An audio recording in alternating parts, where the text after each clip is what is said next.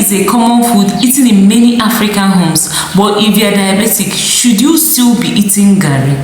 In this video, you will learn whether garri is safe for diabetes, how to enjoy it without spiking your blood sugar, the worst and best soup to pair it with, the ingredients you must avoid, and the healthier swallow alternatives that are more blood sugar friendly. Hello, if you just see me for the first time, I am Amara, aka the mom scientist, a biomedical scientist, a metabolic health researcher and educator, and all I do on this channel is share practical tips for reversing insulin resistance and diabetes naturally. So if that's a thing to you, consider subscribing and joining this family of metabolically health conscious individuals. You're welcome to the tribe.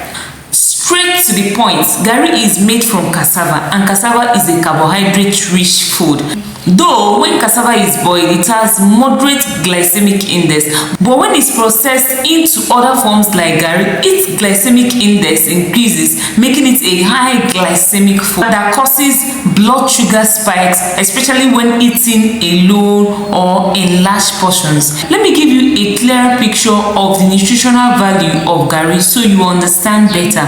Garri contains 450 to 470 kilocalories, 110 to 115 grams of carbohydrate, 5 grams of fiber, 5 grams of protein, 0.5 grams of fat, small amount of calcium, iron, potassium and sodium. So you can see that garri is very rich in carb but contains small amount of protein, fat and essential vitamins, making it a less balanced choice when consumed alone. But I have good news for you. You can still enjoy your garri without sugar spike, leveraging how you prepare it and how you eat it. Let's delve right into strategies that will help you eat garri without sugar spike. Number one is ferment longer. Fermentation lowers the glycemic impact of garri. So instead of soaking your cassava for a day or two before drying and roasting, soak it for 3 to 5 days. This will help reduce the sugar content of garri. Also, fermentation encourages the growth of beneficial bacteria and the production of lactic acid. This beneficial bacteria helps improve gut health, and lactic acid slows the release of sugar from garri by inhibiting the enzyme amylase that turns starch into sugar, reducing how quickly sugar enters the blood. So when buying or processing garri, choose or make well-fermented garri. It usually has a more sour taste and distinct aroma. Number two, refrigerate your eba overnight. After making eba, put in the fridge overnight.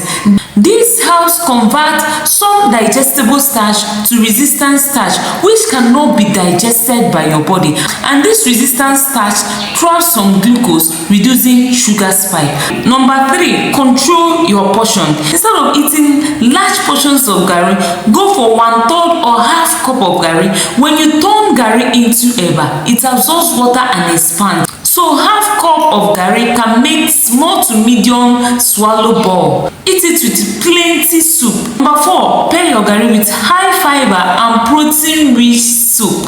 Soup like okra, ewedu or vegetable soup slows glucose absorption, and adding lean protein like fish or chicken to it makes it great for better blood sugar management. Number five, avoid starchy and oily soup. Starchy soup like nsara are bad for obvious reasons, and excess oil worsens insulin resistance. The worst soup to eat your eba with. Number one, egusi soup. Though egusi is rich in protein and healthy fat, it is still calorie dense, and the way it's prepared with plenty oil makes it less ideal for diabetics.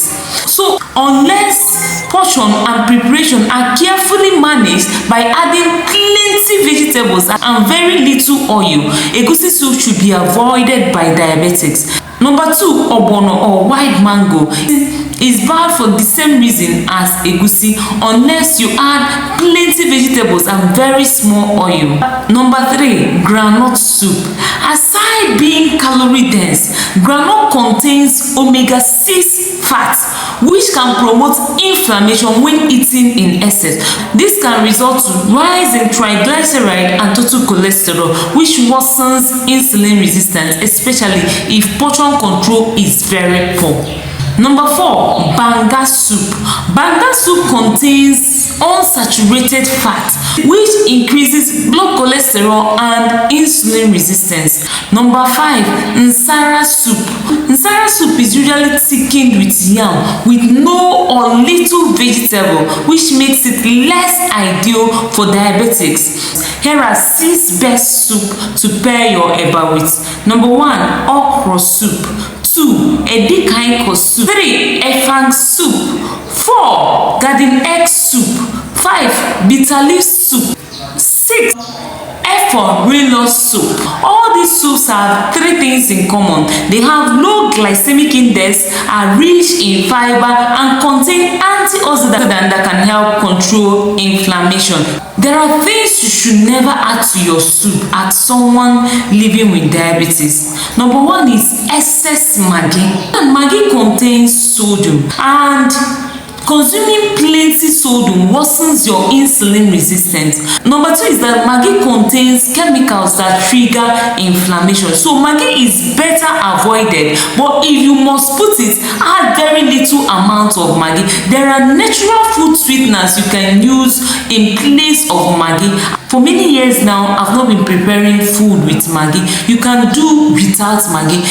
In a live video I did some days ago, I talked about alternative food sweeteners you can use in place of Maggi. And I'm going to do a comprehensive video on that. So tag along by subscribing to this channel so you don't miss it. Number 2 is high starch thickeners. High starch thickeners like cocoyam yam are bad for obvious reasons. Because when you process this whole carbohydrate, the glycemic index increases, leading to poor blood sugar control. The third one is excess palm oil or groundnut oil. I've already explained why you should avoid excess oil in your soup. If you want better blood sugar control, alternate eating garri with these healthier alternatives. Number 1 is unripe plantain swallow. 2 is green banana swallow. 3 is cabbage swallow. 4 is oat swallow. 5 is fonio. Too many people don't know about this amazing food, fonio. Fonio is rich in protein and fiber, and is a better and healthier alternative to garri and very easy to make. If you got value from this video, like, subscribe, and share with people in your circle. You could be helping someone living with diabetes and insulin resistance improve their quality of life. See you in the next video. Bye bye.